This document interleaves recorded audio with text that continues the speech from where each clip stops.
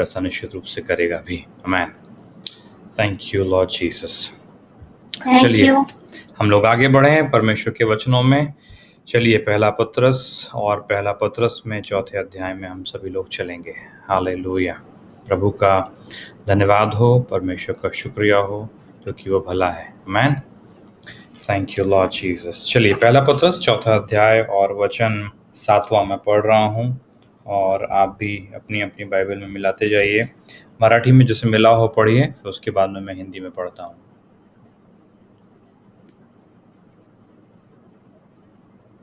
7वं वचन पाहताय. हो ताई। वाचते.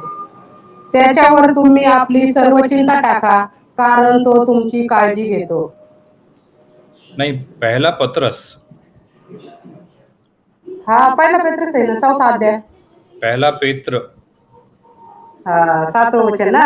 हाँ। सर्वाचा शेवट जवळ आला आहे, हाँ, म्हणून आता बरोबर मर्यादेने आहे. राहा हाँ। व प्रार्थना करण्यासाठी सावध असा. सब बातों का अंत तुरंत होने वाला है, इसलिए संयमी होकर प्रार्थना के लिए सचेत रहो।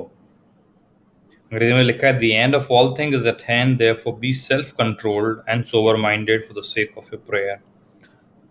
वो कहता है कि सब बातों का अंत तुरंत होने वाला है। मैं आज उस संदर्भ में आपके सामने परमेश्वर के वचन से भले ही बात न कर रहा हूँ कि संसार का अंत कब क्या कैसे होगा। हमने एक समय बड़े विस्तार से प्रकाशित वाक्य की किताब से अध्ययन किया था और प्रकटीकरण की किताब में एक्चुअली संसार के अंत के दिनों के बारे में लिखा हुआ है कि कैसे संसार में अंत के दिनों में घटनाएं घटेंगी।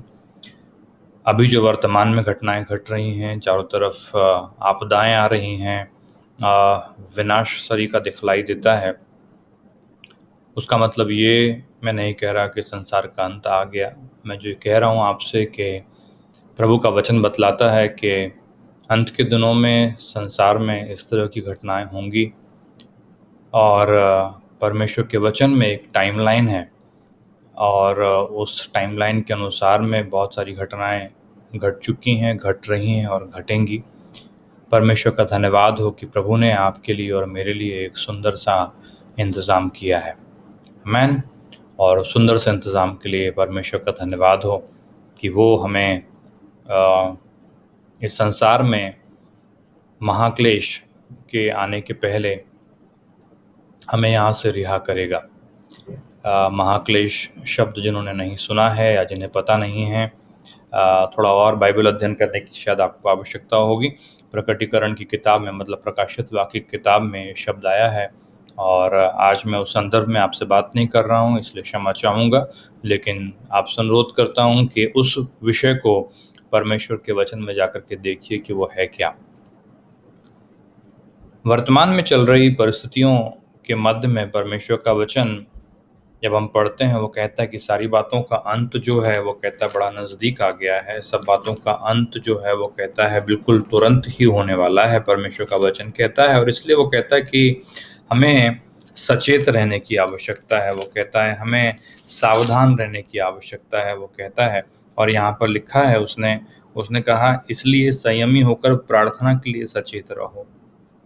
सेल्फ कंट्रोल और प्रार्थना के लिए वो कहता है सचेत। जो मैं आपसे समय बात कर रहा हूँ वो ये है कि हे प्रियो, वर्तमान में घट रही घटनाएं और जो कुछ भी हो रहा है वो मनुष्यों को चारों तरफ प्रभावित कर रहा है। और इसलिए मेरे मन में यह कुछ बातें आई जो मैं आपके साथ में इस समय शेयर कर रहा हूँ। परमेश्वर के वचनों से इन सिद्धांतों को, इन बातों को हम देखने जा रहे हैं। फ़र्ज़ कीजिए यदि मैं आपसे ये कहूँ कि आप मान लो आप में से बहुत सी महिलाएं रोज़ाना आप खाना बनाते हैं। यदि खाना आप बना रहे हैं और गैस के ऊपर आपकी कढ़ाई चढ़ी हुई है और उसके अंदर में आप जो भी पका रहे थे पक रहा है और अचानक से आपको स्मेल आने लगती है कुछ जलने की सी, तो आप सीधे किचन में भाग करके जाते हैं। और किचन में भाग करके जाने के बाद में आप शायद या तो एक काम करेंगे कि गैस कम कर दो, या तो आप कढ़ाई को वहाँ से अलग कर दोगे। एक काम ये कर सकते हैं आप। दूसरा आप ये करेंगे शायद कि उसको थोड़ा हिला दो, जो जो करी या ग्रेवी आप बना रहे थे, जो नीचे बैठ रही है दाल या जो कुछ भी है, वो नीचे तलछटे में बैठ रही है, आप उसको हिला दोगे, या आप थोड़ा पानी उसमें डाल दोगे ताकि उसका तापमान जो है वो कम हो जाए। मैं जो आपसे कह रहा हूँ वो ये कि आप सारी कोशिश करते हो ताकि जो चीज़ें उस कढ़ाई में हो रही है वो प्रोसेस के अंदर में थोड़ा सा परिवर्तन आए। वहाँ पे जो भी अंदर घट रहा है उस कढ़ाई के अंदर में, जो बाहर से लगने वाली हीट है या ऊर्जा या आग है, उसको कम करेंगे आप। या तो आप उसको हिलाएंगे कि वो बैठ नहीं जाए, वो चीज़ें जाकर के जम नहीं जाए एक जगह पर ताकि जलने लगे, या फिर आप बाहर थोड़ा पानी डाल दोगे ताकि उसका तापमान थोड़ा कम हो जाए। जो मैं आपसे कह रहा हूँ प्रियो कि हम सब समझदार हैं इस संदर्भ में कि हम हमारे जीवन की रोज़मर्रा की बातों को हम कैसे हैंडल करें, या हमारे जीवन में रोज़ का खाना पकाना, साफ सफाई, काम धंधा, जीवन की दिनचर्या जो है उसे हम जानते हैं कि किस तरह से हैंडल करना है। लेकिन कई बार हम हमारे जीवन की जो और ज़्यादा इम्पोर्टेंट चीज़ें हैं उनको उस तरह से हैंडल नहीं करना जानते। हम उन्हें उतने ध्यानपूर्वक हैंडल करना नहीं जानते। उसे ठीक ढंग से हम करते नहीं जो हमें करना चाहिए। याद रखिए, आपके भौतिक जीवन से कहीं ज़्यादा ज़रूरी आपका आत्मिक जीवन है। आपकी भौतिक आवश्यकताएँ या भौतिक दिनचर्याओं से कहीं अधिक ज़्यादा आपकी आत्मिक आवश्यकताएँ और आपकी आत्मिक दिनचर्या है। और और मनुष्य मनुष्य संसार की बातों में तो सफल हो गया है, लेकिन वास्तव में परमेश्वर की बातों में निपुण अभी तक नहीं हुआ है। जो मैं आपसे कह रहा हूँ वो ये कि उसने कहा एक बड़ी अच्छी चीज़ यहाँ पे, और वो कहता है कि सब बातों का अंत तुरंत होने वाला है, इसलिए वो कहता है संयमी हो और प्रार्थना के लिए सचेत हो जाओ। हम सभी ने 24 घंटे की प्रार्थना करना आरंभ किया और परमेश्वर का धन्यवाद हो, दूसरा हफ्ता पूरा हुआ और आप सभी ने बड़े उत्साह के साथ में उसमें भागी हुए। एक दिन हमने किया, एक दिन शाम को जो हिस्ट्री मेकर चर्च है उसने किया। इस तरह से 48 आवर्स 2 सप्ताह में, मतलब 96 आवर्स की प्रार्थना हम लोग अभी तक करने पाए, 96 घंटे की प्रार्थना लगातार। और उसके लिए परमेश्वर का धन्यवाद हो कि प्रभु ने हमें ये मौका दिया, परमेश्वर ने हमको ये प्रिविलेज दी कि हम इस तरह से उसके सामने आ सकें। और हमें विश्वास है कि हम बड़ा प्रभाव परमेश्वर की सामर्थ्य का हमारे जीवनों के विभिन्न क्षेत्रों में देखेंगे, और साथ ही साथ में उससे ज़्यादा हमारे शहर मुंबई, हमारे राज्य महाराष्ट्र में देखेंगे, हमारे देश में देखेंगे कि चीज़ें अब ठीक हों।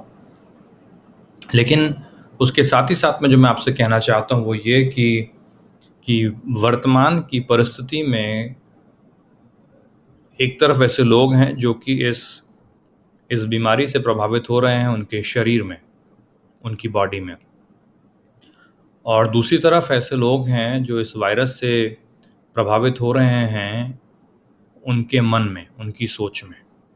समझ में आया जो मैं आपसे कह रहा हूँ?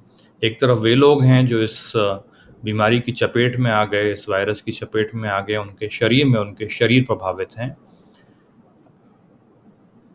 मुंबई का डेटा कहता है कि 10% लोग ऐसे हैं जो पॉजिटिव आ रहे हैं चेक करने पे। लेकिन इसका मतलब ये नहीं है कि बचे हुए 90% लोग जो हैं वो प्रभावित नहीं हैं। वे लोग प्रभावित हैं, उनके मन में वे प्रभावित हैं, उनके विचारों में वे प्रभावित हैं, उनकी सोच में वे प्रभावित हैं, उनकी समझ में वे लोग प्रभावित हैं, जिस तरह से वे लोग जीवन को जी रहे हैं उसमें। तो चारों तरफ हमें उसका प्रभाव देखने को मिलता है। और इस के मध्य में जीवन को जीने के समय हमें चाहिए कि हम एक तरीके से, सुंदर तरीके से अपने जीवन को जी सकें। और उसके लिए मैं आपसे कुछ बातों को कहना चाहता हूँ इस समय। Praise the Lord. जरा चलिए नहम्याह की किताब में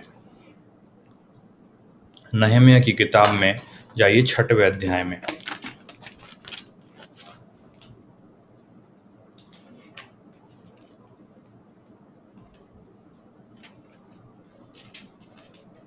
और नहम्याह की किताब के 6वें अध्याय में आप पढ़ेंगे 10वें वचन से आगे। जिसे मिला हो पढ़िए। मराठी में पढ़िए, फिर मैं हिंदी में पढ़ता हूँ।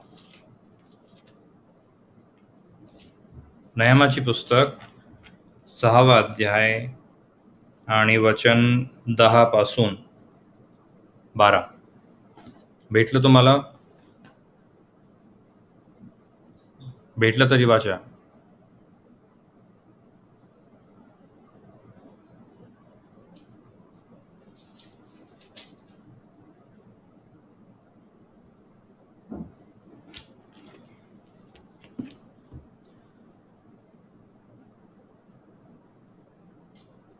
चलिए मैं पढ़ता हूँ। जिससे मराठी में मिला हो निकालिए, पर तो उसके पहले मैं हिंदी में पढ़ता हूँ। ओके। फिर मैं शमया के घर गया, जो दलाया का पुत्र और महित बेल का पोता था। वो तो बंद घर में था। उसने कहा, आ हम परमेश्वर के भवन अर्थात मंदिर के भीतर आपस में भेंट करें और मंदिर के द्वार बंद करें, क्योंकि वे लोग तुझे घात करने आएंगे। रात ही को वे तुझे घात करने आएंगे। ध्यान से सुनिए, वहां पे क्या लिखा है। ये जन कह रहा है कि वे लोग तुझे घात करने को आएंगे, रात ही को वे तुझे घात करने आएंगे। घात करना मतलब मार डालना। परंतु मैंने कहा, क्या मुझ जैसा मनुष्य भागे? और मुझ जैसा कौन है जो अपना प्राण बचाने को मंदिर में घुसे? मैं नहीं जाने का। और अब बहुत इंपॉर्टेंट चीज है, यहाँ पे लिखा हुआ है, फिर मैंने जान लिया कि वह परमेश्वर का भेजा नहीं है, परंतु उसने हर बात ईश्वर का वचन कहकर मेरी हानि के लिए कही, क्योंकि तोबिया और संबलत ने उसे रुपया दे रखा था। आप में से जिन्होंने इस किताब को नहीं पढ़ा है, आपको शायद समझने में थोड़ी मुश्किल हो रही होगी, लेकिन परमेश्वर का ये जन नहम्याह यरूशलेम की शहरपना बनाने के लिए काम पर निकला था। वहाँ पर वो अपने काम को बड़ी विश्वास योग्यता से कर रहा था, और जब वो काम कर रहा था, अपना जीवन का सबसे इम्पोर्टेंट काम कर रहा था, उसके खिलाफ में काफ़ी अपोजिशन आया, उसके खिलाफ में काफ़ी मुश्किलें आई, उसके अगेंस्ट लोग खड़े हुए, उसके अगेंस्ट में लोगों के समुदाय खड़े हुए, लोगों ने उसके ऊपर में आरोप लगाया। पहले तो उसके उसके चरित्र के बारे में कहने लगे कि तू धोखाबाजी करने के लिए यहाँ पे आया है, तू अपना राज्य स्थापित करना चाहता है, और हर तरह की उन्होंने कोशिशें की। जब उन्होंने आरोप से काम नहीं चला तो उन्होंने डराने लगे। जब उनका डराने से काम नहीं चला तो उन्होंने कहा कि परमेश्वर का ऐसा वचन है कि तू छुप जा, क्योंकि अभी तेरे ऊपर में घात करने के लिए, तुझे मारने के लिए लोग आने वाले हैं, और आगे लंबे समय के बाद नहीं, लेकिन आज ही रात को तुझे मारने के लिए आने वाले हैं, ऐसा कहने लगा। और खासियत मैं जो आपसे कहना चाहता हूँ वो ये है कि इस परमेश्वर के जन ने पहचान लिया कि ये आवाज़ या ये शब्द जो है, ये शब्द परमेश्वर का नहीं है। अगर मैं आपको समझाने के लिए थोड़ा सा बात को वर्ड को रिप्लेस करके कहूँ, मैं ये नहीं कह रहा कि यहाँ पे संबलत और तोबिया ने रुपया दे रखा है। कहने का मतलब उन्होंने घूस ली है, और जिसने उसे घूस दी है उसका शब्द वे लोग कह रहे हैं। जिसने उनको पैसा दिया है उसकी बात को वे कह रहे हैं। वर्तमान के समय में यदि हम कहना चाहें तो मैं आपसे ये कह रहा हूँ कि चारों तरफ से जो आवाज़ें आपके पास तक पहुँच रही हैं कि तुझे मारने के लिए, तुझ पर हमला करने के लिए ये बीमारी आ रही है, तुझे मारने के लिए, तुझे ख़त्म करने के लिए तेरे ऊपर यह तकलीफ़ आ रही है, आगे 1 महीना बाद क्यों आज ही के दिन वो आ रही है, आज रात्रि में तुझे कुछ हो जाएगा, कल रात्रि को तुझे कुछ हो जाएगा। और इस तरह की जो विचारधारा, शब्द, इस तरह की बातें जो आपके चारों तरफ उठते हुए आपके पास में आ रही है, ये जान लीजिए कि ये परमेश्वर का वचन नहीं है। क्योंकि मालूम है, खासियत ये है कि परमेश्वर के लोगों को परमेश्वर की ओर से आने वाली आवाज़ को पहचानना चाहिए, और जो लोग परमेश्वर की वाणी को या परमेश्वर की आवाज़ को नहीं पहचानते, वे लोग बड़ी हानि उठाते हैं। वे बड़ी हानि उठाते हैं। परमेश्वर के वचनों में लिखा हुआ है कि परमेश्वर के एक दास को परमेश्वर ने भेजा था राजा के पास संदेशा देने के लिए, और बोला था कि जिस मार्ग से तू जाएगा उस मार्ग से वापस लौट करके नहीं आना।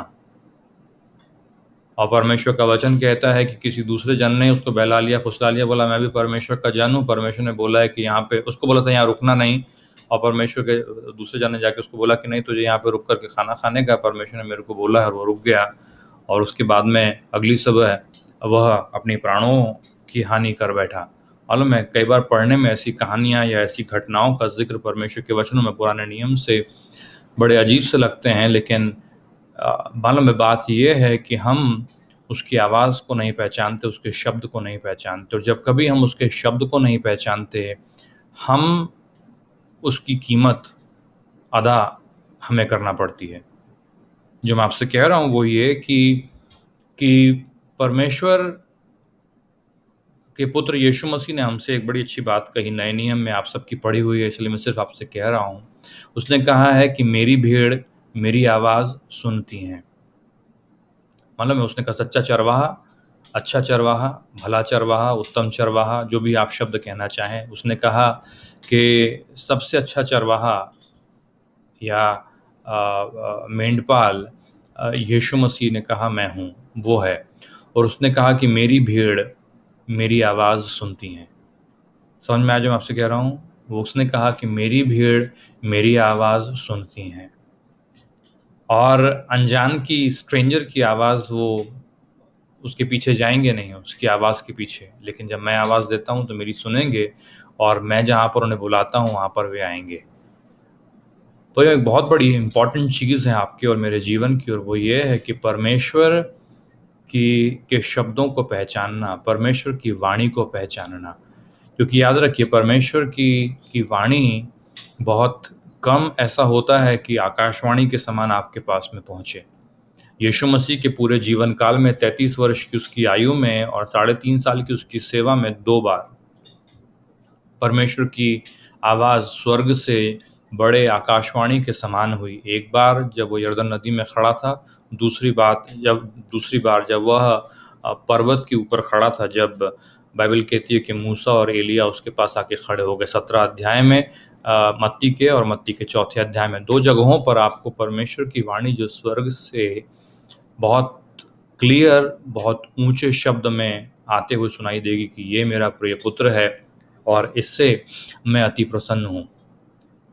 लेकिन उसके अलावा हर बार प्रभु यीशु मसीह के शब्द हम सबको पता है, और हमें इसलिए यकीन है इस बात पर कि उसने कहा कि मैं वही करता हूँ जो मैं देखता हूँ कि मेरा पिता कर रहा है, या जो मेरा पिता मुझसे चाहता है। तो कॉन्स्टेंटली वो परमेश्वर की आवाज़ को सुन करके, परमेश्वर की वाणी को सुन करके अपने जीवन को जी रहा है, चल रहा है।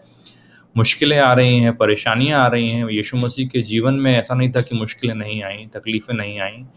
आप और मैं समझ नहीं सकते, हम लोग अभी बीमारी के विषय में चारों तरफ से सुन रहे हैं, लेकिन यदि पूरा देश किसी एक मनुष्य के खिलाफ खड़ा हो जाए और उसको पकड़ने और उसको मारने के लिए लग जाए, तो आप सोच सकते हैं कि वो मुसीबत कितनी बड़ी है। लेकिन वो मुसीबत के बीच में भी यीशु मसीह आराम से अपने जीवन को जी रहा है, चल रहा है, फिर रहा है, और जो काम उसने करने के लिए निश्चय ठाना है उसको वो कर रहा है, बगैर संकोच किए, बगैर पीछे हटे, बगैर परेशान हुए।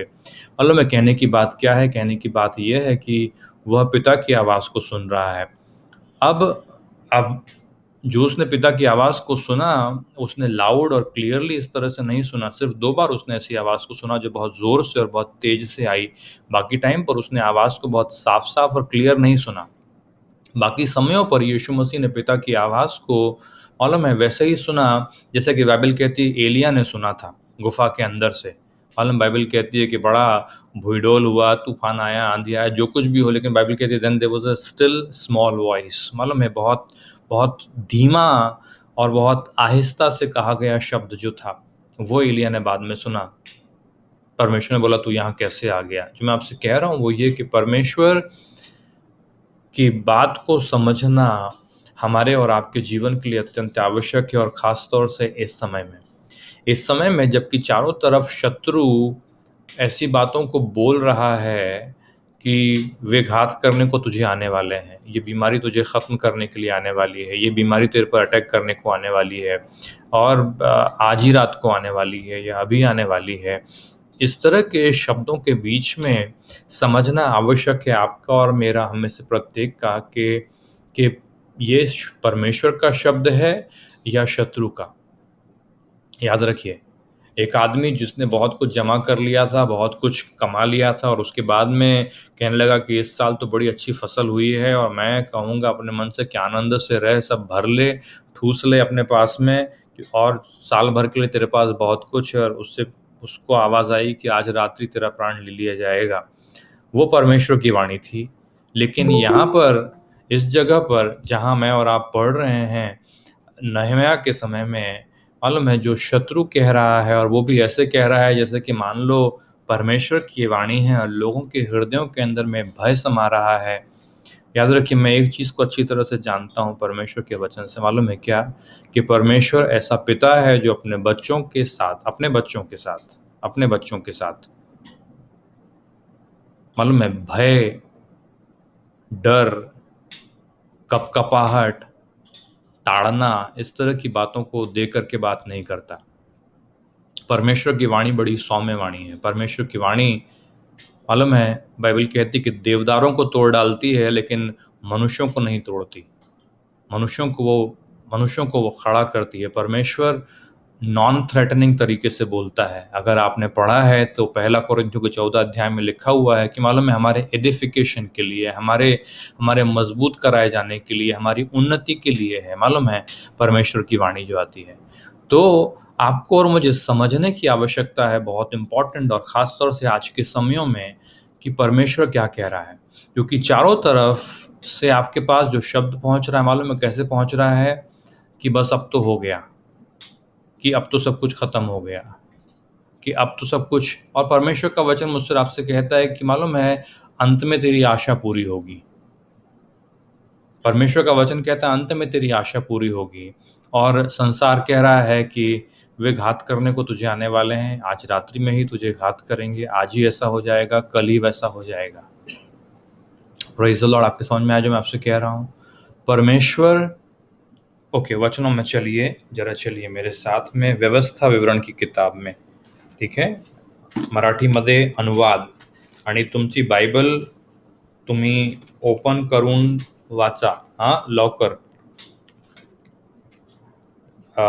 अनुवाद की किताब म्हणजे व्यवस्था विवरण, ड्यूट्रोनॉमी, अंग्रेजी में पहला अध्याय में जाइए, फर्स्ट चैप्टर, और उसका वचन 28, ठीक है, 28 एंड 29, दो आयतों को हम पढ़ेंगे। मराठी में पहले पढ़िए, फिर उसके बाद में मैं पढ़ता हूँ हिंदी में।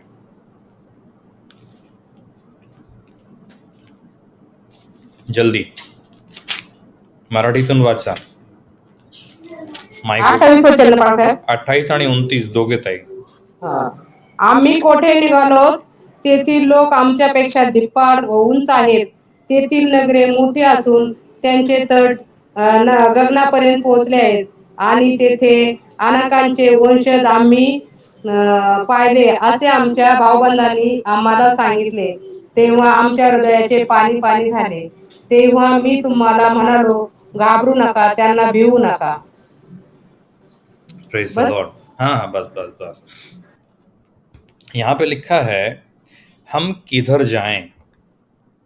हमारे भाइयों ने यह कहकर हमारे मनों को कच्चा कर दिया है कि वहाँ के लोग हमसे बड़े और लंबे हैं, और वहाँ के नगर बड़े बड़े हैं, और उनकी शहरपनाह आकाश से बातें करती हैं, और हमने वहाँ अनाकवंशियों को भी देखा है। मैंने तुमसे कहा, उनके कारण भय मत खाओ और न डरो।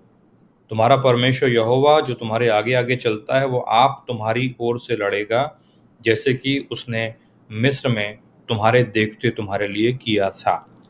बात है उस समय की जबकि परमेश्वर का वचन कहता है, इजरायली लोग, जो उनको प्रतिज्ञा दी गई थी, उस प्रतिज्ञा के अनुसार प्रतिफल पाने के लिए एक सीमा के पास खड़े हैं, जिसके दूसरी तरफ, उस सीमा के जस्ट दूसरी तरफ परमेश्वर ने जो प्रतिज्ञा की वो है। लेकिन अभी हम खड़े इधर हैं जहाँ पे हमने अभी तक उसमें कदम नहीं रखा। समझ में आया जो मैं आपसे कह रहा हूँ?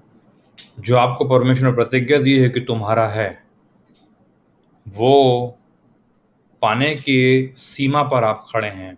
आपने अभी तक पाया नहीं, आपने अभी तक अपने जीवन में वो हासिल नहीं किया जो परमेश्वर ने कहा है, लेकिन आप उसके वर्ज पे खड़े हैं, उसके बहुत नज़दीक खड़े हैं, इतना नज़दीक खड़े हैं कि उसके उस तरफ जाएंगे तो आपको जो परमेश्वर ने कहा वो मिल जाएगा, लेकिन यहाँ पर आप खड़े हैं तो आप सिर्फ यहाँ से देख रहे हैं। जो मैं आपसे कह रहा हूँ वो ये कि इज़राइल ऐसी जगह पर पहुंच गया जहाँ से उसके सामने प्रतिज्ञा का वाचा का देश था कि जो परमेश्वर ने कहा है, और वहाँ से उन्होंने 12 जासूसों को भेजा। जासूस आप सबको समझता है। और उस 12 जासूस जब वहाँ पर गए तो लौट कर के आए, संदेशा लेकर के आए। उसमें यहोशू और कालेब भी थे, 2 लोग, उसके अलावा 10 लोग और थे। और परमेश्वर का वचन मुझसे आपसे कहता है कि उस समय यहोशू कालेब ने कहा कि वो तो बड़ा अच्छा देश है, वो तो बड़ा सुंदर जगह है, वहाँ की ज़मीन जो है वो उपजाऊ है, और वहाँ पर शहर जो हैं वो बड़े अच्छे हैं, चलो हम लोग चल करके कब्ज़ा कर लेते हैं। लेकिन बाकी 10 लोगों ने जो कहा वो यहाँ पर लिखा हुआ है, और मैं आपको वो पढ़ करके सुनाता हूँ एक बार फिर से। और मराठी में बड़ा अच्छा शब्द आया है, 28 वाचत आई तुम्ही जोरात, 28। आम्ही हम्म। आम्ही कोठे निघालो, तेथील लोक आमच्यापेक्षा धिप्पाड व उंच आहेत. तेथील नगरे मोठी असून त्याचे तट गगनापर्यंत पोहोचले आहेत. आणि तेथे अनाकाचे वंश आम्ही पाहिले असे आमच्या भाऊबंधांनी आम्हाला सांगितले. तेव्हा आमच्या हृदयाचे पाणी पाणी झाले. हा, आता तोच मला सांगायचं आहे तुम्हाला. आमचे मनात पाणी पाणी झाले. आमचे मनात पाणी पाणी झाले. आमच्या हृदयाचे पाणी पाणी झाले. आमचे हृदयात पाणी पाणी झाले. बरोबर. हो हाँ, हो. मालूम है, अंग्रेजी में लिखा है वह हार्ट्स हैव मेल्टेड। हिंदी में वैसा नहीं आया है। हिंदी में लिखा हुआ है कि हमारे मनों को कच्चा कर दिया है, परंतु अंग्रेजी में लिखा हुआ है हार्ट्स हैव मेल्टेड, हमारे हृदय पिघल गए। हमारे हृदय पिघल गए। मालूम है, मोम जो होता है, मोमबत्ती होती है जो, अगर थोड़ा सा भी उसको आग के पास ले जाओगे तो पिघल के बह जाती है। और वो जो मोमबत्ती होती किसी काम की नहीं रहती, क्योंकि एक बार पिघल गई या आड़ी तिरछी हो गई तो वो जलने के काम की नहीं रहती। मनुष्यों के हृदय की हालत वैसी ही हो गई थी। परमेश्वर का वचन कहता है कि इजरायली लोग जब अपनी प्रतिज्ञा की जगह के बहुत नज़दीक खड़े थे, प्रभु का वचन कहता है इस समय कि लोगों ने 12 संदेश जाकर के लेके आएंगे ऐसे करके जासूसों को भेजा। जब वे गए, उन्होंने देखा, देख करके जब वे लोग आए तो परमेश्वर का वचन कहता है कि 2 लोगों ने तो गुड रिपोर्ट लेके आए और 10 लोगों ने बैड रिपोर्ट लेके आए। जो लोग 2 लोग गुड रिपोर्ट लेके आए थे, एक्चुअली यही सेम घटना गिनती की किताब में भी है, 13वें अध्याय में। और वहाँ पर लिखा हुआ है 31 वचन से आगे मैं पढ़ रहा हूँ, 13th चैप्टर, 13, गणना मराठी और हिंदी में गिनती, 13 अध्याय। पर जो पुरुष उसके संग गए थे उन्होंने कहा, उन लोगों पर चढ़ने की शक्ति हम में नहीं है, क्योंकि वे हमसे बलवान हैं। और उन्होंने इजराइलियों के सामने उस देश को की जिसका भेद उन्होंने लिया था, एक निंदा भी की कि वह देश जिसका भेद लेने को हम गए थे ऐसा है कि अपने निवासियों को निगल जाता है। और जितने पुरुष हमने उनमें देखे सबके सब बड़े डील डॉल के हैं।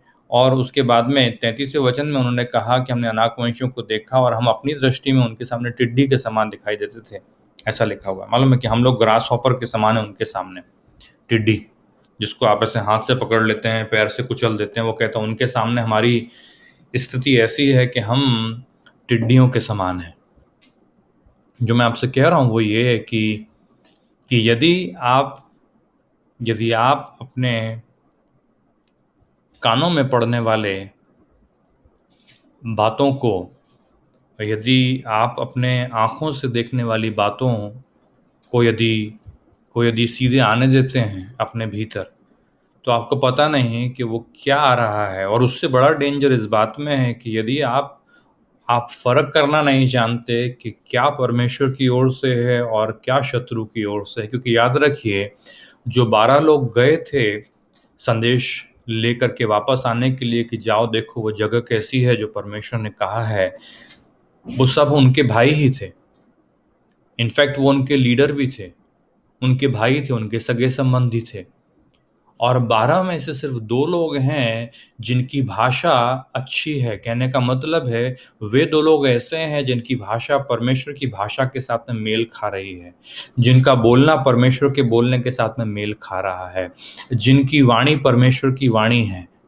लेकिन 12 के में से 10 लोग ऐसे हैं जिनका बोलना शत्रु का बोलना है, जिनका बोलना शैतान की वाणी है, जिनका बोलना विश्वास नहीं लेकिन भय के कारण भरा हुआ है या भय से भरा हुआ है। अगर आप इस बात को देखने के लिए जाएं तो आपको मालूम पड़ेगा कि 10 लोग, कितने लोग थे? 10 लोग जिन्होंने बोला,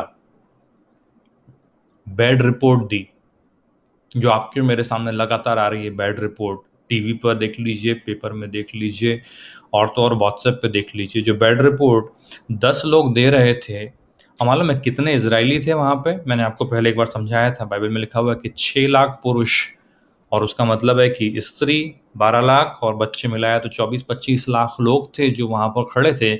10 लोगों के बैड रिपोर्ट के कारण 25 लाख लोगों के मनों के अंदर में भय समा गया। और भय भी ऐसा समाया कि जैसे जंगल में आग लगती है और उस समय कैसे तेजी से वो फैलती है, वैसे जंगल में लगी हुई आग के समान वो भय जो है चारों तरफ फैल रहा है। और 25 लाख लोगों में सिर्फ 2 लोग थे जो अप्रभावित थे, जो विश्वास में थे, यहोशू और कालेब।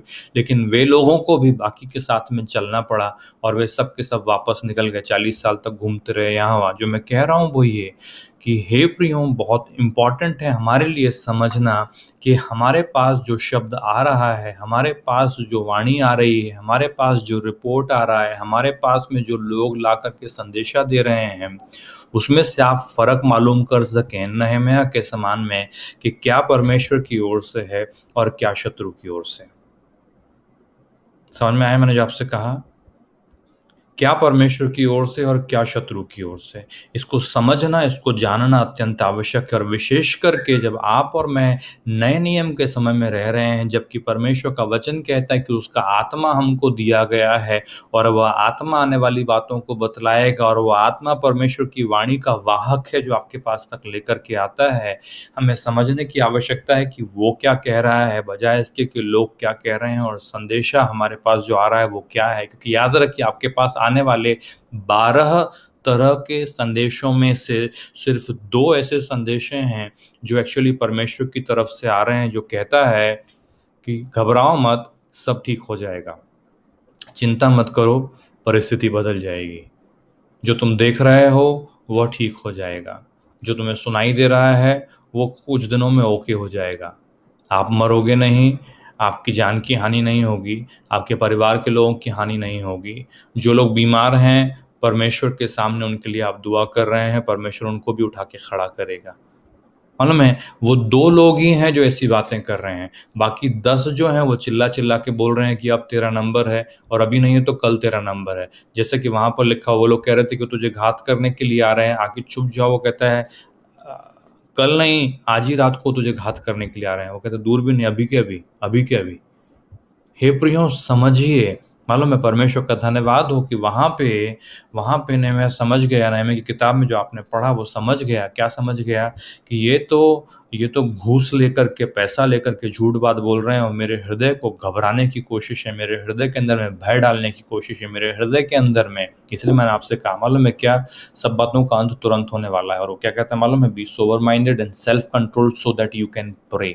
अंग्रेजी में ऐसा लिखा हुआ है, ताकि तुम प्रार्थना कर सको, ताकि तुम प्रार्थना कर सको।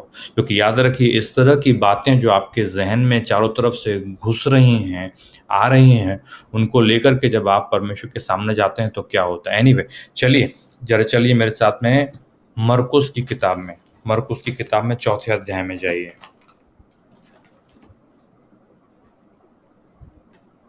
मरकुस की किताब में 4थे अध्याय में,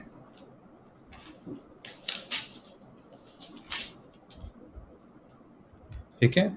और मरकुस की किताब के 4थे अध्याय के 24वां वचन पढ़िए, जिसको मिला हो।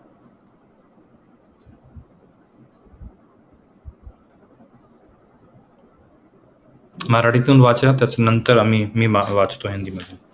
वाचू का पाच? हाँ 24 ना? हाँ 24 वाचा. पुन्हा तो त्यांना म्हणाला, तुम्ही जे काही ऐकता त्याविषयी सावध राहा. हा ज्या थांबा थांबा मापाने थांबा ताई, तुम्ही तोच पाहिजे होता आम्हाला. ओके, हं. लिहिला आहे. पुन्हा वाचा तुम्ही. चौकशी करा. कशाची पुन्हा चौकशी? तो त्यांना म्हणाला, हम्म. तुम्ही जे काही ऐकता त्याविषयी सावध राहा. हा वाचू? बरं नाही झालं तोच पाहिजे होता. सावध राहा. कशाला सावध राहा? तो काय सांगतात आहे आम्हाला? सावध राहा. का विषयी सावध राहायचं है ना? वो कहता है क्या सुनते हो. हेलो, अभी आप बोलोगे परमेश्वर क्या सुनते हूँ, ऐसा अगर करने का था तो मेरे कान के ऊपर में ढक्कन बनाने का था, जैसे आँख के ऊपर ढक्कन बनाया है कि अगर नहीं देखने का है तो आँख बंद कर लो. लेकिन कान के ऊपर परमेश्वर ने ढक्कन नहीं बनाया है ना. आँख में नहीं देखने का है तो आँख आप बंद कर लोगे तो अंधेरा हो जाएगा. आँख खोल दोगे, पलक उठा दोगे तो उजियाला हो जाएगा. मतलब दिन और रात का फर्क सिर्फ आपकी पलक में है. एक पल के अंदर में आप दिन और एक पल के अंदर में आप रात कर सकते हो. रात का आप दिन नहीं कर सकते, लेकिन दिन का आप रात जरूर कर सकते हो. परमेश्वर ने कान के ऊपर ढक्कन नहीं बनाया, लेकिन जवाबदारी आपको जरूर उसने दी है कि तुम क्या सुनते हो, है ना. कितना अच्छा लिखा हुआ वहां पे. पुनः वाचत आई तुम्हें, वहां पे लिखा हुआ है. पढ़िए. वाचा. पुन्हा तो त्यांना म्हणाला, हम्म. तुम्ही जे काही ऐकता त्याविषयी सावध राहा. जे काही ऐकता त्याविषयी सावध राहा. सावध राहा म्हणजे सावधानी रखो. हिंदी में आया है चौकस रहो. चौकस मालूम है शब्द जो है वो वॉचमैन वाला है. चौकसी से ड्यूटी करता है, मतलब एकदम अलर्ट रह के. यही सेम शब्द है जो आपने पढ़ा पहला पत्र 4:7 में हमने पढ़ा, मालूम है. वो कहता है, मालूम है क्या? वो कहता है कि अलर्ट रहो, सेल्फ कंट्रोल रहो, ताकि तुम प्रार्थना कर सको. मालूम है क्यों कह रहा है? क्योंकि वो कहता है कि तुम क्या सुनते हो उसके विषय में सावधान रहो. क्या सुनते हो, आपके कान से आपके अंदर में क्या जा रहा है उसके विषय में वो कहता है सावधानी रहो. याद रखिए, पहले के ज़माने में और अभी के ज़माने में एक बड़ा फ़र्क है, और मैं आपको बतलाना चाहता हूँ फ़र्क क्या है. पहले के ज़माने में बात करने वाले जो लोग थे, अगर आप उनके आसपास नहीं हैं तो बात आपके कान में नहीं जाएगी. लेकिन आज के समय में खासियत ये है कि जो बात करने वाला है वो अपनी बात को एक छोटे से वीडियो में रिकॉर्ड करके व्हाट्सएप पे भेज देता है, या बात करने वाला अपनी बात को बोल करके रिकॉर्ड करके टीवी पे दिखा देता है, या बात करने वाला अपनी बात को बोल करके इंटरनेट पे छोड़ देता है. और उसके बाद में आप जा करके वहाँ पे बटन दबा दबा के रिप्ले रिप्ले रिप्ले रिप्ले, और आप सुनते रहते हो.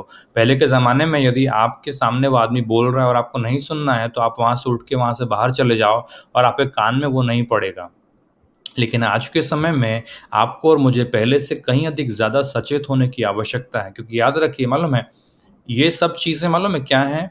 ये सब चीज़ें एक एक हिंदी में शब्द है, उसको कहते हैं परजीवी पौधा. पता नहीं आपने कभी सुना है या नहीं सुना. परजीवी पौधा मालूम है, एक पेड़ के ऊपर दूसरा पेड़ लग जाता है, या एक पेड़ के ऊपर दूसरा पौधा लग जाता है और वो उसको चूस लेता है, उसकी डाली को सुखा देता है. ऑलमोस्ट वो उसी के ऊपर पनपता है. उसको ज़मीन नहीं चाहिए, वो पेड़ के ऊपर में एक शाखा के ऊपर ही पनपेगा. मालूम है आपको, पता नहीं कि कितनी ही सारी चीज़ें परजीवी भक्षी के समान आपके आपके जीवन के ऊपर, आपके हृदय के ऊपर, आपके मन के ऊपर, आपके विचारों के ऊपर हावी हो रही हैं, और वहाँ से उस पोषण को खींच के बाहर निकाल रहे हैं, क्योंकि हम इस बारे में वॉचमैन बन करके ध्यान नहीं देते कि हम क्या सुनते हैं. हमारे कान खुले हैं, जो कुछ भी कान में पड़ता है हम सुनते हैं. और तो और मालूम है, जो हमारे कान में कोई आपके आपके कान में जाकर के बोल नहीं सकता, आप खुद अपना बटन दबा करके सुनते हो, और एक बार नहीं 10 बार सुनते हो. और उस जब आप उसको सुनते हो तो जैसे शैतान ने हवा को बार बार वो फल दिखाया जब तक उसने खा नहीं लिया।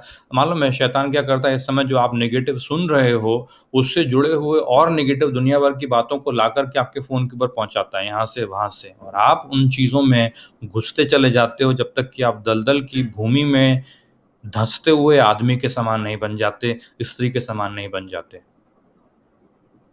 जैसे मैंने आपसे कहा था, खाना बनाने के समय यदि जल रहा हो तो आपको पता है कि जाके तुरंत गैस कम करना चाहिए, नहीं तो बंद कर देना चाहिए। मालूम है क्या आप कर रहे हो?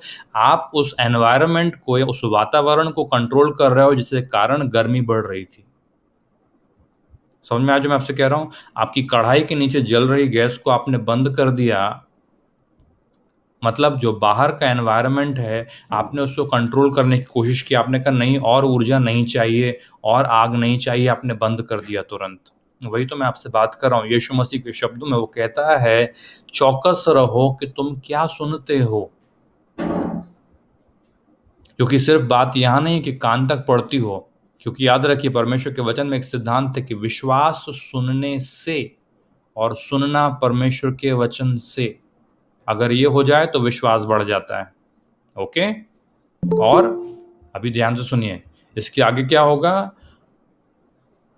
ध्यान से सुनिए मैं जो आपसे कह रहा हूं। भय सुनने से और सुनना शैतान के हर वचन से अगर हो तो ये भी सिद्धांत पूरा हो जाता है। इसीलिए तो 10 लोगों के नेगेटिव रिपोर्ट बोलने से कि हम वहां गए थे और शहर ऐसा है और जगह ऐसी है और हम उनके सामने टिड्डियों के समान है, ग्रास हॉपर सरीखियां है। मराठीतून तो काय शब्द आहे? गिनती, गणना, आणि तिथून 13 अध्याय आणि 33 वचन। हम टिड्डे के समान, ग्रास हॉपर के समान। समझा ना ग्रास हॉपर क्या होता है? वो कह रहे हैं हम ग्रास हॉपर के समान थे। किन्होंने कहा? 10 लोगों ने कहा। और मालूम है क्या हुआ? उन 10 लोगों के शब्दों ने भय को इतना बढ़ा दिया कि 25 लाख लोग, कितने लोग? 25 लाख लोग भय और आतंक से भर गए और कहने लगे हम वहां नहीं जाएंगे, हमसे नहीं होता। आप प्रतिज्ञा के दरवाजे पे खड़े हो, परमेश्वर की प्रतिज्ञा के दरवाजे पे खड़े हो और भूल गए कि आपके साथ परमेश्वर ने करार बांधा है, वाचा बांधी है। परमेश्वर ने कुछ बातों की घोषणा आपके जीवन के विषय की है। परमेश्वर के मुंह से वचन आपके जीवन के विषय में निकला है कि ये तेरा है, कि वह प्रतिज्ञा का देश कनान तेरा है, कि ये चंगाई जो है वो तेरी है। जैसा कि लिखा हुआ है पहला पतरस के 2 अध्याय के 24वें वचन में कि उसके कोड़े खाने से तुम चंगे हो गए थे। हम भूल जाते हैं कि वहाँ हमारे साथ में प्रतिज्ञा है, और प्रतिज्ञा के किनारे खड़े होकर, प्रतिज्ञा की जगह के की सीमा पर खड़े होकर के हम, चूंकि हमारे कानों से क्या पड़ता है अंदर उसकी चौकसी नहीं करते, हम भय से भर जाते हैं और प्रतिज्ञा के दरवाजे से वापस लौट जाते हैं, ये कहते हुए कि किसी ने दरवाजा ही नहीं खोला, हमारे को नहीं मिला। समझ में आ रहा है जो मैं आपसे कह रहा हूँ? जितनी चतुराई आप उपयोग में लाते हैं कि जाके गैस बंद कर दो, गैस बंद कर दो ताकि जले नहीं आपकी कढ़ाई के अंदर में पक रही दाल या सब्जी। आप एनवायरनमेंट को जितना जल्दी से कंट्रोल करते हो उतना जल्दी से कंट्रोल कीजिए कि आपके कान में क्या पड़ता है। उन बातों को मत देखिए और उन बातों को मत सुनिए जो आप जानते हैं कि शैतान की ओर से ठहराए गए 10 रिपोर्ट करने वाले लोग आपको दे रहे हैं। बैड रिपोर्ट लाने वाले 10, गुड रिपोर्ट लेने वाले 2 लोग। और जो 2 लोग कह रहे हैं यहोशू और कालेब, उनकी सुनिए ना। जो परमेश्वर का वचन आपके पास पहुंच रहा है उसको आप सुनिए ना। जो परमेश्वर की बातें आप तक पहुंच रही हैं उसको सुनिए। जो परमेश्वर का आत्मा आपसे कह रहा है उसको सुनिए। जो परमेश्वर की प्रतिज्ञाएं आपके जीवन के ऊपर घोषित की जा रही हैं उसको सुनिए। बजाय इसके 10 लोगों की आवाज को हम सुन रहे हैं जो संसार की बात को कर रहे हैं, और फिर हमारा हृदय उस भय से प्रभावित है, फिर हमारा मन उस भय में डरा हुआ है और हम परमेश्वर की बात पर भरोसा रखने को भी तैयार नहीं। प्रियो, ये वर्तमान की परिस्थिति है। वर्तमान में जो घट रहा है चारों तरफ वो यही है। चूंकि उसने मुझसे स्नेह किया है इसलिए मैं उसे छुड़ाऊंगा। ऊंचे स्थान पर सुरक्षित रखेगा, वो उसने कहा है, और निश्चित ही अपने किए हुए उद्धार का दर्शन कराएगा। भजन संहिता 91, जिनको मुंह कंठस्थ जबानी याद है, वहां पे लिखा है, जरा पढ़िए एक बार। मैं चाहता हूं कि आप पढ़ें इस वचन को, सुंदर वचन है, स्तोत्र संहिता 91।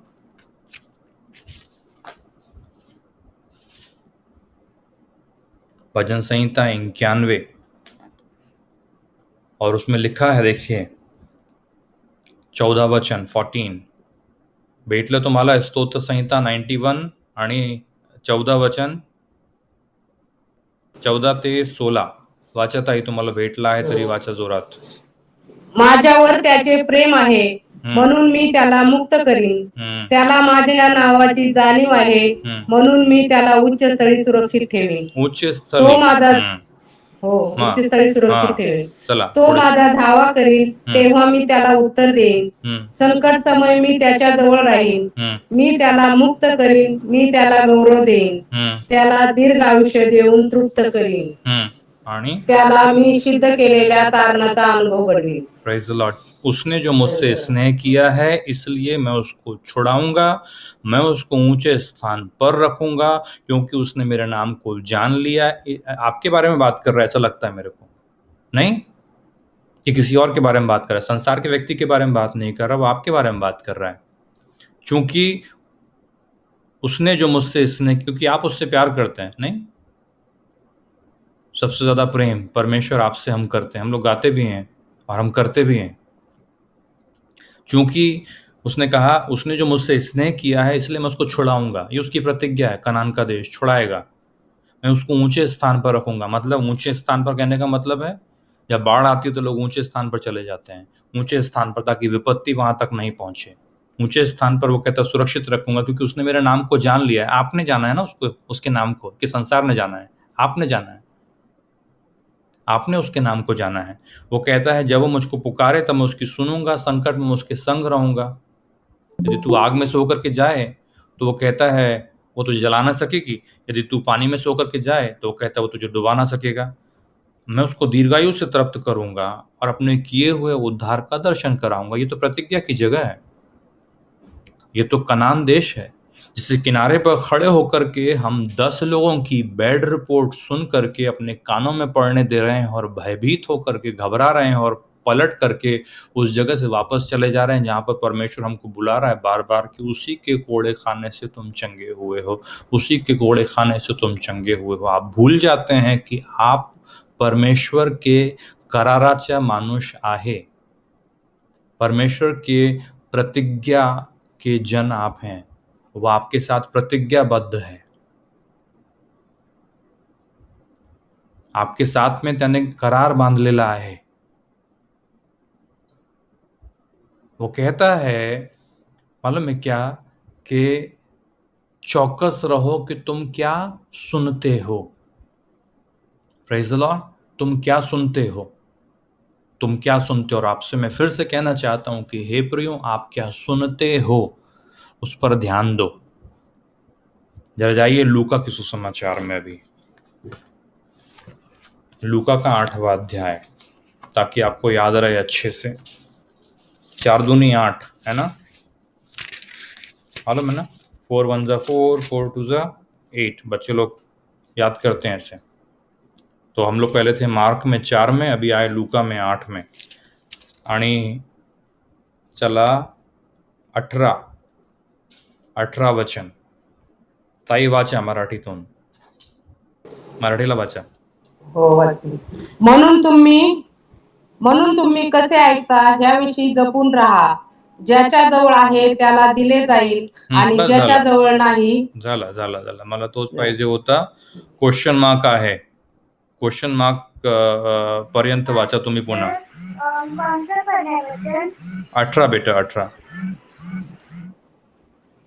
वाचू 18 बरं. हा वाचा पर्यंत वाचा होतं. किती पर्यंत वाचू. नाही 18 वचनच पाहिजे, पण क्वेश्चन मार्क आहे ना, क्वेश्चन मार्कच्या पर्यंत.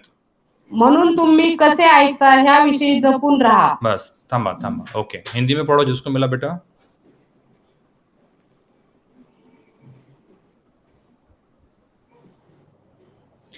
इसलिए इसलिए चौकस रहो कि तुम किसी रीति से सुनते हो। Okay, praise the Lord.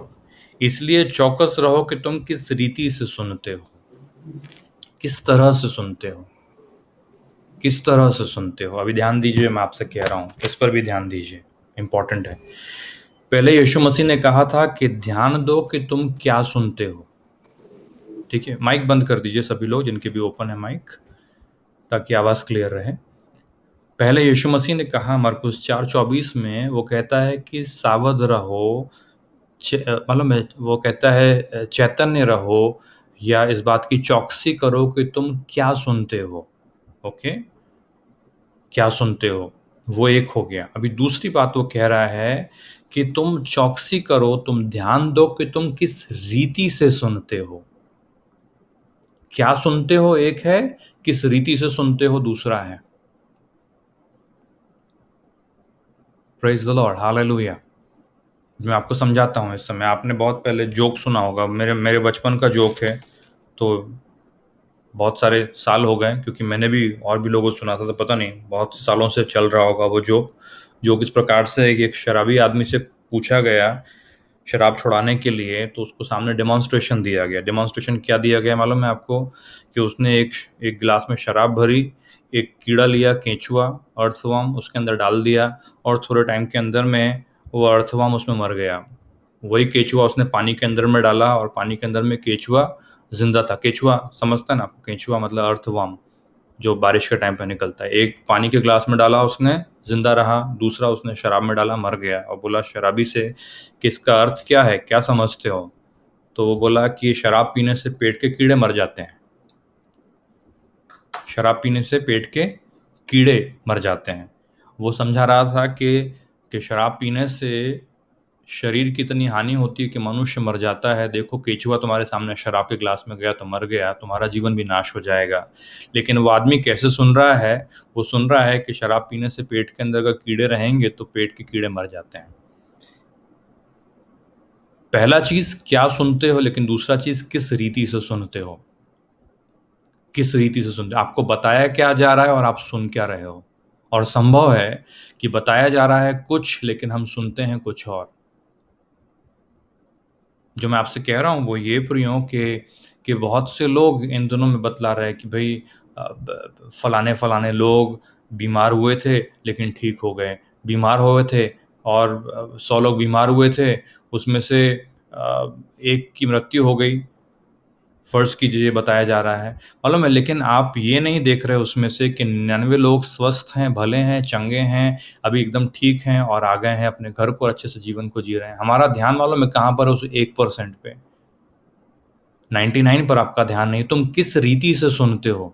कही जा रही बात कही जा रही बात पूरी है, लेकिन मालूम है जब आप घर में, इन दिनों में लोग बहुत फल फूल खा रहे हैं, आप एप्पल लेकर के आते हैं घर पर, और एप्पल को आपने खाना शुरू किया, लेकिन जब आप काटते हो एप्पल, तो एक जगह से दबा हुआ था और सेब वहाँ पे खराब है, एप्पल वहाँ पे खराब है। तो आप क्या करते हो, खराब वाला काट के खा लेते हो या काट करके फेंक देते हो। हम लोग काट करके खराब हिस्सा जो फेंक देते हैं, लेकिन पूरा एप्पल नहीं फेंकते, क्योंकि पूरा एप्पल खराब नहीं है, एक थोड़ा सा हिस्सा उसका खराब है। मैं तो नहीं फेंकता पूरा एप्पल, आप में से हो सकता है कुछ लोग पूरा एप्पल फेंक देते होंगे, लेकिन मैं तो काट काट के जितना खराब है सिर्फ उतना ही निकाल के फेंकता हूँ, बाकी तो खाने के लायक है। हम पूरा नहीं फेंकते, हमको समझदारी है इस बात में कि जो खराब है उसको हमको फेंकना है, और जो अच्छा है उसको हम खा सकते हैं। आपके पास जो बात पहुंचती है, आपके पास जो खबर पहुंचती है, आपके पास जो संदेशा पहुंचता है, आपके आपके सुनने में, देखने में जो बातें आती हैं, प्रभु यीशु मसीह ने कहा ध्यान दो कि तुम किस रीति से करते हो। ऐसा ना करते हो तुम कि काट के अच्छा तो फेंक दो और खराब खा लो, तो बीमार पड़ जाओगे। और हम में से बहुत से लोग ऐसा करते चले आए हैं कि चारों तरफ उठ रही घटनाओं के विषय जो आपको जानकारी मिल रही है, उसमें से नेगेटिव बात के ऊपर में जाके मालूम है लीच के समान चिपक गए हैं, और उसको छोड़ते नहीं, खराब को। लेकिन अच्छे को हमने फेंक दिया, अच्छे के ऊपर हमने ध्यान नहीं दिया। जैसे कि इजराइलियों ने किया कि जब संदेशा आया तो 2 लोग अच्छी बात कर रहे थे, 10 लोग जो थे वो खराब बात कर रहे थे। ओवरऑल बात उनके पास पहुंची कि देश ऐसा है, ऐसा ऐसा ऐसा, लेकिन उन्होंने मालूम है फोकस जो लगाया वो सिर्फ नेगेटिव पर लगाया, और बाकी सब चीज़ों को उन्होंने छोड़ दिया। किस रीति से उस सब बात में से किस रीति से तुम सुनते हो, किस रीति से तुम सुनते हो। ये बहुत इंपॉर्टेंट है। प्रभु यीशु मसीह ने हमसे कहा कि न सिर्फ तुम क्या सुनते हो जरूरी है, परंतु तुम जो सुनते हो उसमें भी किस रीति से सुनते हो ये भी जरूरी है। क्योंकि यदि आप इस बात पर ध्यान नहीं दें कि आप किस रीति से सुनते हैं, तो भी मालूम है आप अपने भीतर में बेकार का भय ले लेंगे, बेकार की घबराहट ले लेंगे, और मालूम है कुछ नहीं है, लेकिन लोगों के ब्लड प्रेशर हाई है, लोगों के शुगर हाई जा रहे हैं, लोगों के अंदर एंग्जाइटी बढ़ रहा है, लोगों के अंदर चिंताएं बढ़ रही हैं, रात्रि भर नींद नहीं आ रही है, इसलिए सवेरे थोड़ा सा बुखार हो जाता है, फिर बुखार के बाद में डॉक्टर बोलता है कि कोविड हो सकता है, तो टेस्ट को जाते तो और प्रेशर बढ़ जाता है और दुनिया भर का चक्कर चल रहा है। क्यों आप परमेश्वर के वायदे में आश्वस्त बैठ नहीं सकते कि परमेश्वर मेरा गढ़ है, कि परमेश्वर मेरी चट्टान है। आज जो आपने पढ़ा भजन संहिता 133 उसका तीसरा वचन फिर से पढ़िए जरा, जिसको भी मिला हो जल्दी से पढ़िए। तीसरा वचन जो भाई जलाल ने हमसे पढ़वाया था, भजन संहिता 131 131 और उसका थर्ड वर्स क्या लिखा हुआ है, पढ़िए जोरात वाचा, क्या लिखा है? भेटलं काय लवकर? कोणता 31? एक 1 से 31 131 आणि तीसरा हा वचन 131 आणि तीसरा वचन।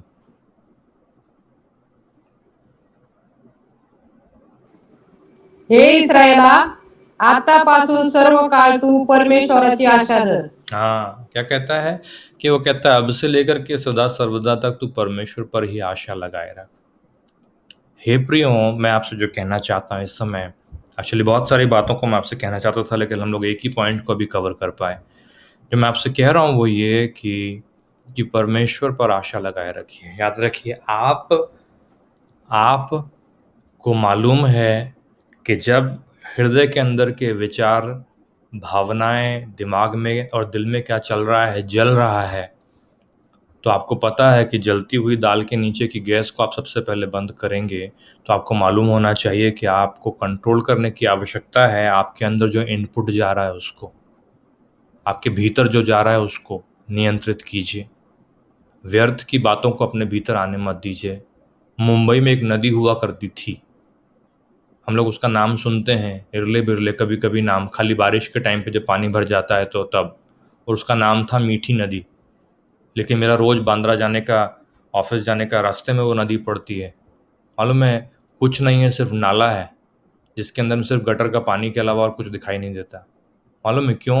क्योंकि एक ज़माने में जो नदी थी उसके अंदर में हमने शहर का सब गटर का पानी छोड़ दिया, और धीरे धीरे धीरे धीरे धीरे धीरे करके मालूम है वह नदी, जिसके अंदर में एक ज़माने में मछलियाँ रहा करती होंगी, जो लोग मुंबई में बहुत समय से हैं, भाई हमारे भाई डोलस, हमारे उबाले अंकल, जिन्होंने देखा होगा, मुझे पता नहीं कब से उसकी हालत ऐसी है, लेकिन कभी तो उसमें साफ पानी बहता था, कभी तो उसमें मछलियाँ रहा करती थी, कभी तो मालूम है वो उसके पास में हो सकता है मछुआरे जाकर के मछलियाँ पकड़ते होंगे, जंगली जानवर या इवन शहर के इधर उधर के जानवर पानी पीने को जाया करते हैं क्योंकि पानी फ्रेश था।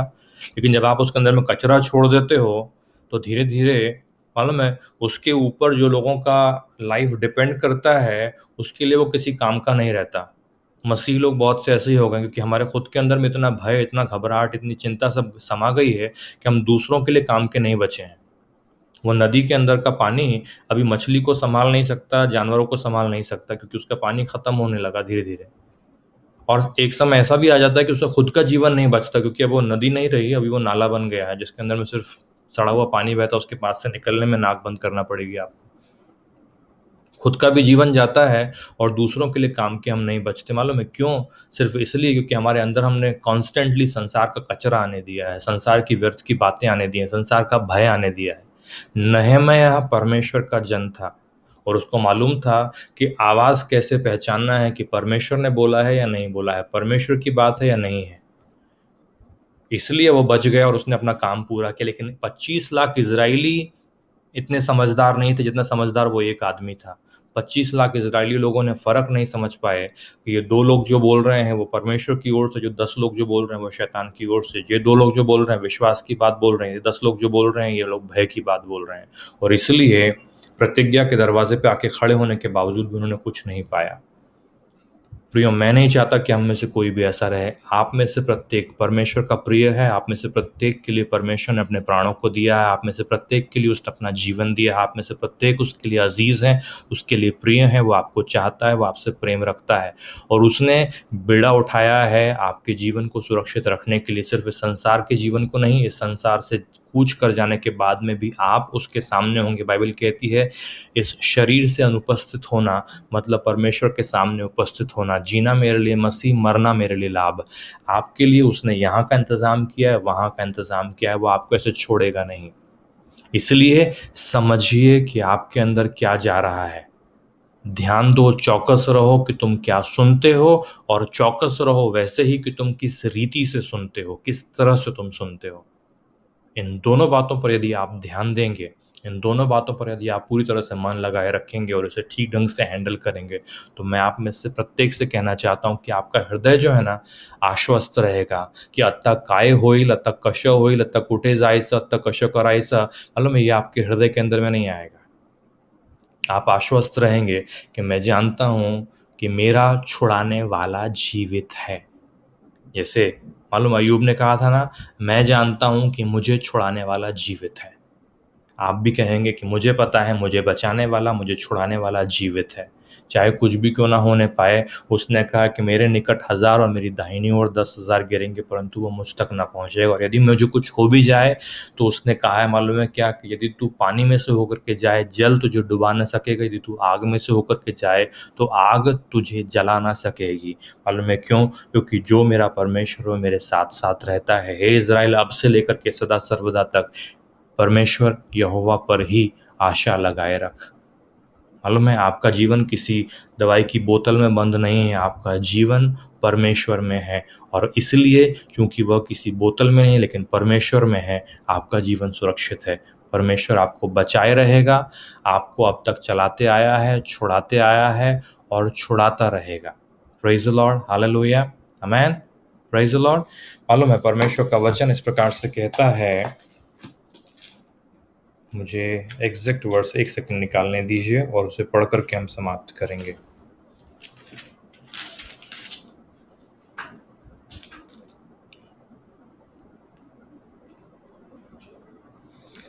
Thank you Lord Jesus. यशाया की किताब में हम लोग चलेंगे, आइज़या, ठीक है। और आइज़या की किताब में 46 चैप्टर में versus 3 and 4,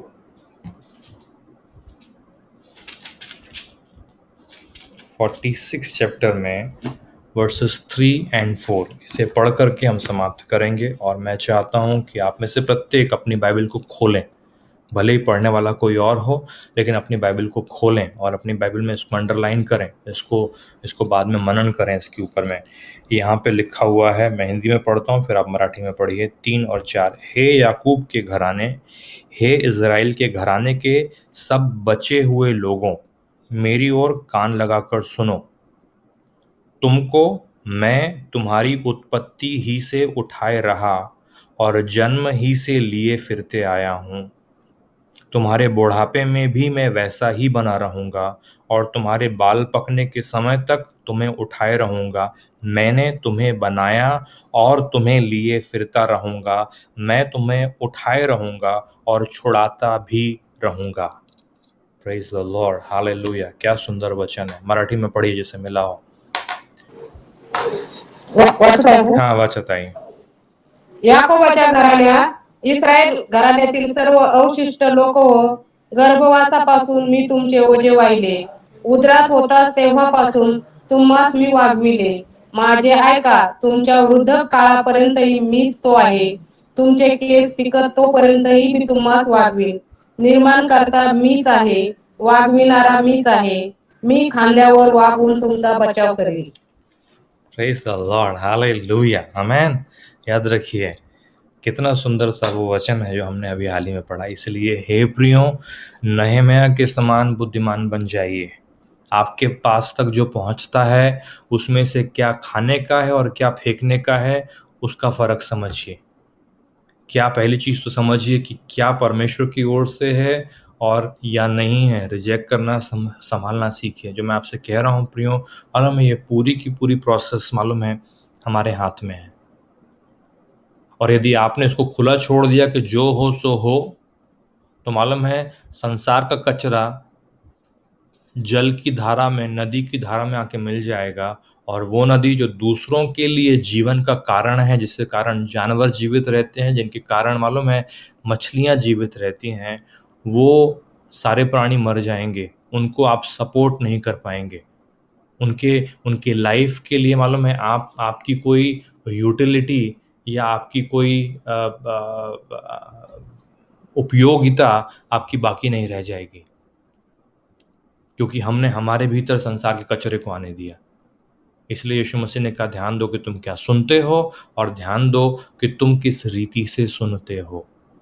praise the Lord. आप में से प्रत्येक उसकी भीड़ है, उसकी आवाज़ को पहचानते हैं, और आप अपने अंदर संसार के कचरे को कि ऐसा हो गया, वैसा हो गया, ये नेगेटिव, वो नेगेटिव, इतने दिन में मर जाते हैं, उतने दिन में मर जाते हैं, 15 दिन के पहले ठीक नहीं होते, ये नहीं होता, वो नहीं होता, इधर बढ़ गया, उधर बढ़ गया, मुंबई में इधर आ गया, नीचे के फ्लोर में हो गया, ऊपर के फ्लोर में हो गया, हमारे घर। दुनिया भर की सब चीज़ों को निकाल के साइड में रखिए।